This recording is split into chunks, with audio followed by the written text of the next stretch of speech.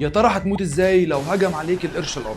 تخيل يا صديقي انك هتقضي مصيفك في المالديف، يا ربنا يرزقنا يعني، ومعك عوامتك ومايوهاتك والدنيا اخر انبساط، وقررت انك تنزل البحر وتاخد لك غطسين، ولحظك السيء انك شفت زعنفه طالعه من بعيد، وفي ثانيه واحده اكتشفت ان هو قرش ابيض وطوله اكتر من 3 متر، وبدا يقرب منك اكتر واكتر. يا ترى هتعرف تنجو ولا لا؟ فقبل ما نبدا حابب اقول لك ان في اكتر من 90% من المشاهدين مش مشتركين في القناه، فيلا انزل اعمل اشتراك وخد لك لفه في القناه، هتلاقي محتوى يعجبك. ويلا بينا نعرف انت هتموت ازاي. اول حاجه هتيجي في دماغك انك تسبح بعيد عنه، لكن للاسف السباحه مش هتنفعك، وده لانك في ملعبه، وده لان سرعه القرش الابيض ممكن توصل لاكتر من 40 كيلو متر في الساعه، في حين ان اسرع سباح اولمبي في العالم مستحيل يوصل للرقم ده. وبكده هو قفل ملف السرعه وهنديله 5 من 5. طيب خلاص انا هغطس لتحت وان شاء الله مش عارف يجيبني. هنا حابب اقول لك ان هو متعود على الصيد في الاعماق، فحتى الحل ده مش هينفعك، وكمان مش هتعرف تستخبى منه، انت مكشوف على البحري حرفيا. وهنا هنديله في الذكاء 4 من 5، لانك لو في الميه فحرفيا هيجيبك، يعني هيجيبك خلاص اول ما يقرب مني اقوم مديله